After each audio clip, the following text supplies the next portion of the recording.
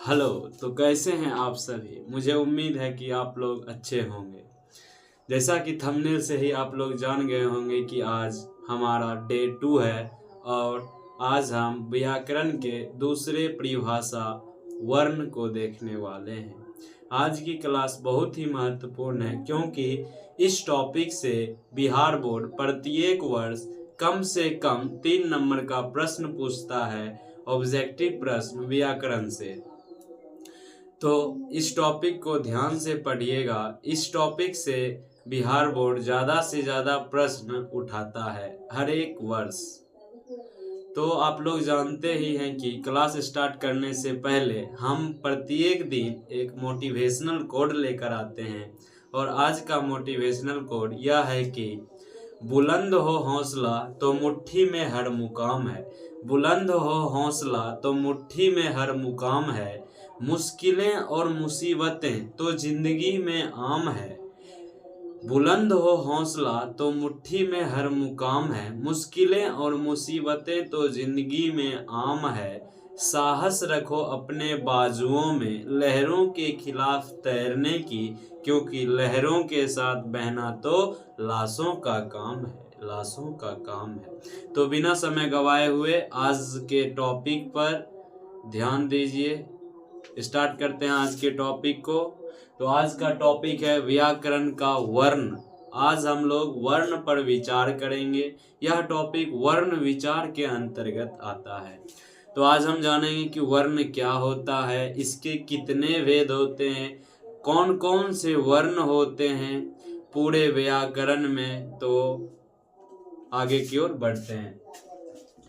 तो आज है 13 तारीख और फरवरी का महीना और 2026। 2 दिन के बाद शिवरात्रि आने वाला है, तो एक दिन बीच में छुट्टी रहेगा। तो वर्ण, आज हम वर्ण पर विचार करेंगे। तो वर्ण, वर्ण उस ध्वनि को कहते हैं जिसे खंड या टुकड़ा नहीं किया जा सकता है, उसे ही वर्ण कहते हैं। वर्ण कहने का मतलब है कि वर्ण उसे कहेंगे जिसे कभी हम टुकड़ा नहीं कर सकते हैं। एक वर्ण जैसे क हलंत हो गया, प हलंत हो गया, इसे हम कभी भी टुकड़ा नहीं कर सकते हैं क्योंकि इसमें अ को हटा दिया गया है। हलंत लगाने का मतलब है कि इसमें अ नहीं है, इसको पढ़ेंगे क। इसी प्रकार अन्य वर्ण भी होते हैं जिसे मैंने शॉर्ट में इत्यादि लिख दिया है। वर्णों के समूह को वर्णमाला कहते हैं। वर्णों को एक सही सूची में तैयार किया गया है जिसे वर्णमाला के नाम से जानते हैं। वर्ण के भेद, वर्ण के मुख्य रूप से 2 भेद होते हैं, एक स्वर वर्ण, दूसरा व्यंजन वर्ण। स्वर वर्ण क्या होता है, चलिए जानते हैं। स्वर वर्ण वैसा वर्ण जिसके उच्चारण में किसी दूसरे वर्ण की सहायता न हो उसे स्वर वर्ण कहते हैं। यानी जैसे अ आ हर्षई दीर्घई, री ए ऐ ओ औ हर्षौ दुर्गौ। हमारे व्याकरण में कुल स्वर वर्णों की संख्या 11 है।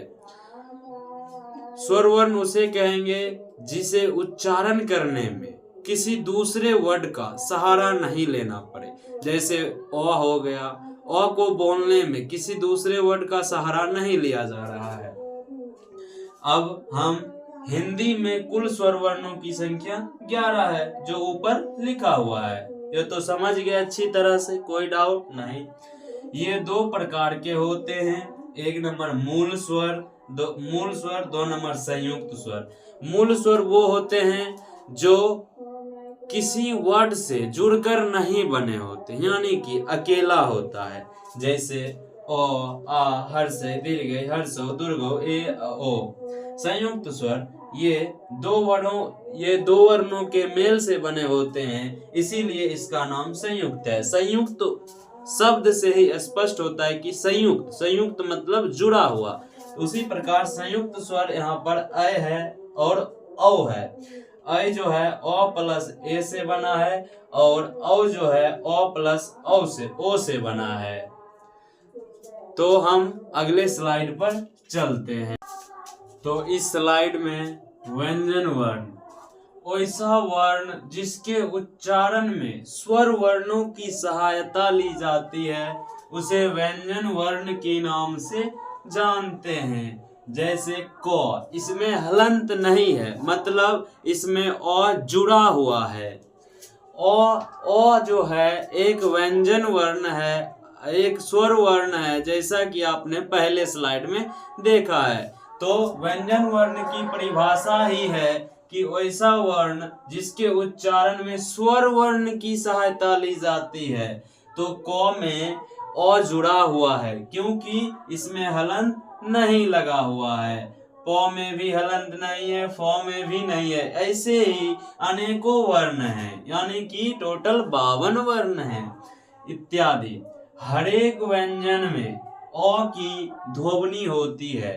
दुनिया में जितने भी व्यंजन हैं हिंदी में, उस सभी व्यंजन में अ की ध्वनि तो जरूर होती है। जैसे क देख लीजिए, राम, अंतिम में म है, म जो है म हलंत जोड़ अ से मिलकर बना है। ठीक उसी प्रकार क जो है क हलंत और अ से मिलकर बना है।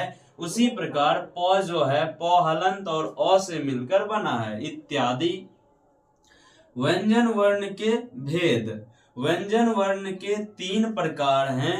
1 नंबर स्पर्श व्यंजन वर्ण, 2 नंबर अंतस्थ व्यंजन वर्ण, 3 नंबर ऊष्म व्यंजन वर्ण। पहले हम स्पर्श व्यंजन वर्ण के बारे में समझते हैं। स्पर्श व्यंजन वर्ण उसे कहते हैं जिसे हम लोग बोलते समय स्पर्श करके बोलते हैं। जैसे क का उच्चारण स्थान है कंठ। उच्चारण स्थान आपको अगले स्लाइड में मिलेगा। पहला है स्पर्श व्यंजन वर्ण। हमारे वर्णमाला में स्पर्श व्यंजनों की संख्या 25 है, जिसे हम प्रायः क वर्ग, च वर्ग, ट वर्ग, प वर्ग, त वर्ग के नाम से जानते हैं। त वर्ग में 5 आते हैं, 5 वर्ण आते हैं। जैसे त, थ, द, ध, न। ठीक उसी प्रकार प वर्ग में भी 5, ट वर्ग में भी 5, च वर्ग में भी 5 और क वर्ग में भी 5। इस प्रकार 5 5 5 25 होता है स्पर्श व्यंजनों की संख्या। दूसरा है अंतस्थ व्यंजन वर्ण। अंतस्थ व्यंजन वर्ण का मतलब है कि हम अंदर से व्यंजन बोलते हैं, इसीलिए इसका नाम अंतस्थ व्यंजन वर्ण पड़ा है। इसकी कुल संख्या 4 है। कौन कौन है? यो, रो, लो, वो। यो, रो, लो, वो। तो दूसरा हो गया। अब तीसरे भेद पर चलते हैं। तीसरा है ऊष्म व्यंजन वर्ण। ऊष्म व्यंजन वर्ण की संख्या हमारे व्याकरण में सिर्फ और सिर्फ 4 है। वो है तालव्य स्व, मूर्धन्य स्व, दंत स्व, ह। नोट: संयुक्त व्यंजन वर्ण कुल 4 हैं। ये हमारे किताब में व्यंजन वर्ण के भेद के रूप में नहीं दिया गया है, इसलिए मैं जानता था तो बता दिया हूँ। संयुक्त व्यंजन, इसकी संख्या 4 होती है। संयुक्त मतलब आप पिछले स्लाइड में अच्छी तरह समझ गए होंगे। संयुक्त व्यंजन वर्ण की संख्या 4 होती है, अक्षों, तरों, ज्ञों, स्वरों। तो अगले स्लाइड में चलते हैं। इस स्लाइड में हम बात करेंगे उच्चारण स्थान का, कि किस वर्ण का उच्चारण स्थान कहाँ से होता है। तो इधर है वर्ण और इधर है इसका उच्चारण कहाँ से होता है। पहला है च वर्ग। यो, तालव्य स्व, हर्ष हई, दीर्घई। जैसा कि इसमें तालव्य स्व के नाम से ही स्पष्ट है, तालव्य स्व। तालव्य, तालव्य का मतलब है तालु। दूसरा नंबर पर आते हैं क वर्ग, अ, आ। क वर्ग कहने का मतलब है क वर्ग के अंतर्गत 5 वर्ण आते हैं, क, ख, ग, घ, अंग, जिसमें आपको इस क के माध्यम से आपको कंठ समझना होगा। जैसे इसका उच्चारण स्थान है कंठ। तीसरा आते हैं ट वर्ग, री, मूर्धन्य स्व, र। इसका उच्चारण स्थान मूर्धा है। क्योंकि आप इस सौ को मूर्धन्त सौ पढ़ते होंगे। मूर्धन्त सौ का कहने का मतलब है मूर्धन्त, मतलब मुर्दा से। तो हो गया मुर्दा से। 4 नंबर पर आते हैं तो वर्ग लौ दंत सौ। दंत सौ के नाम से यह स्पष्ट है दंत सौ। दंत कहने का मतलब है दांत से, तो इसका उच्चारण स्थान दांत हो जाएगा। पौ वर्ग हर सहु दुर्गौ। आप बोल कर देखिए हर सहु। हर सहु बोलते होंगे तो आपका ये जो ओठ है ये लुचपुच करता होगा, इसीलिए इसका उच्चारण स्थान ओष्ठ हो जाएगा। 6 नंबर पर आते हैं ए। इसका तो बाबू याद करना होगा, काहे कि ये हर साल इस टॉपिक से हर साल 5 नंबर का प्रश्न उठता ही उठता है बिहार बोर्ड के बच्चों के लिए। ए का उच्चारण स्थान कंठ तालु हो जाएगा। ओ का उच्चारण स्थान कंठ ओष्ठ हो जाएगा।